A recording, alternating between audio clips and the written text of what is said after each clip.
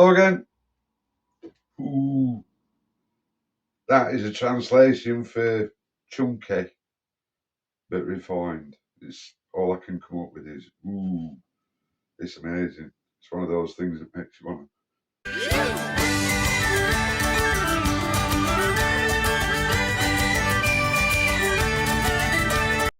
do an Irish jig, you know what I mean? But oof, what a gun! What a gun! I've had my eye on it. I wanted to see it at the show. Thank you very much, Brian, the Welsh ambassador from the Airgun Factory, for showing me where it was. I had a real good chat with him as well. Sound solid bloke, and Steve as well. Yeah, sound guys. But yeah, he showed me where it was. It gave me a chance to handle it and give it a good look over. And for the price point, what a gun! What a gun! Modular, but then so is the Dreamline. You got to expect that, I think, nowadays from FX. A lot of clever stuff going on. As I understand it, it was actually shelved a couple of years ago.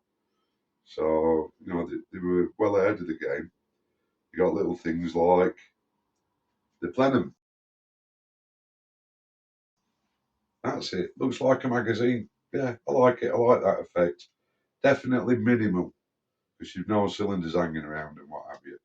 It's cylinder on the outside on these, on the sub 12s, on the 177s, the 22s as well in full power, the 208cc. Get quite a few shots as well. I know it's in excess of 100. It's about 160 in 22, something like that. And about 130 in 177. That's in sub 12. They're around sort of 11.6, 11.8 foot-pound in the sub 12s as well. The 25 caliber has a longer barrel setup and cylinder setup, so that's 260cc, and the barrel's 600 on that. Goes off with a little bit of a pop, mind, because there's nothing inside here. It's just a cylinder, you know, and it's regulated. It's AMP's latest, the MIDI. So yeah, it's got an awful lot going on. You've got the manometer there on the side, and just behind it there, that's where your pin adapter goes in. It is pin style, that comes with the gun, but it's cast, and I do like them being cast. Now messing around with screw-ons, you know, the Fosters and what have you. And it does come with two little O-rings, which are always handy with any full adapter. That's the thread protector that goes on the end. But I put on an SAK, a SAC moderator, because I've gone more towards the more affordable end of it with this, with them only being £750, which to me is ridiculous. It's more like a 2 times that amount gun. You know, the biathlon lever, the it's so cream cheese smooth, it's unreal. A little bit of tension at the back. It's quite enough with the moderator on. Safety. Forward for fire. Very nice, very soft on the trigger. Nice first action, but so crisp on that second. Very adjustable. So if you find it a bit light, stiffen it up a little bit. You know, back for safe. It's got what they call the mini mag with it, the mini magazine. So it's 177 is 16 shot, 22. It's 14 shot, and in 25 caliber, it's 12 shot. Very little difference between these in 177 and 22 and the 25 caliber, other than the length of the cylinder and the length of the barrel. The Pro model is a different ball game altogether. That's to take on PRS competitions and what have you. It's full chassis job. It's got something like a 700 barrel on it and a 307cc cylinder surrounding it. A huge plenum that looks more like a magazine than anything. That's the full power carry on in it. You know, I've seen online people shooting very long distances with them and hitting tin cans and what have you. Not unlike the Panthera, but like I say, this was shelved apparently a couple of years ago. made way for the Panthera, but some of the technology apparently in the Panthera was already set up for this. It's got an 11mm dovetail rail on it. You can get a Picatinny adapter that's specifically for this gun that allows you to fit the magazine in there. So it's a little bit high. It's not as high as what FXs can be. So yeah, there is that blessing in there, but it's still on the high mounts. But because you've got the cylinder around the barrel, it looks more fitting. It's closer to that rather than the barrel, obviously. The magazine, it's typical FX where you rotate it, lift it off. That's the standard cover for standard pellets. You also get one that initially looks thicker, but in actual fact it's got a deeper rebate in there.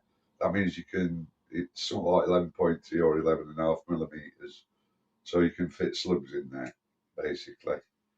It is the superior STX liner that's in there, so whether or not you do that, that's up to you. You don't get a single shot block with it.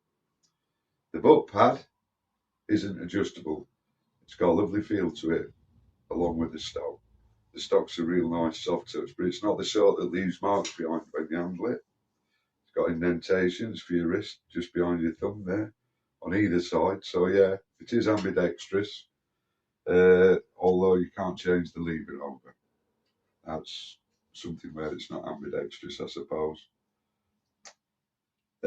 Match grade trigger as well, highly adjustable, and that's got a really solid and chunky trigger guard around it. So what's not to like? What can you say about it other than, like I say, ooh, can't wait to get it out on the range, to be honest with you.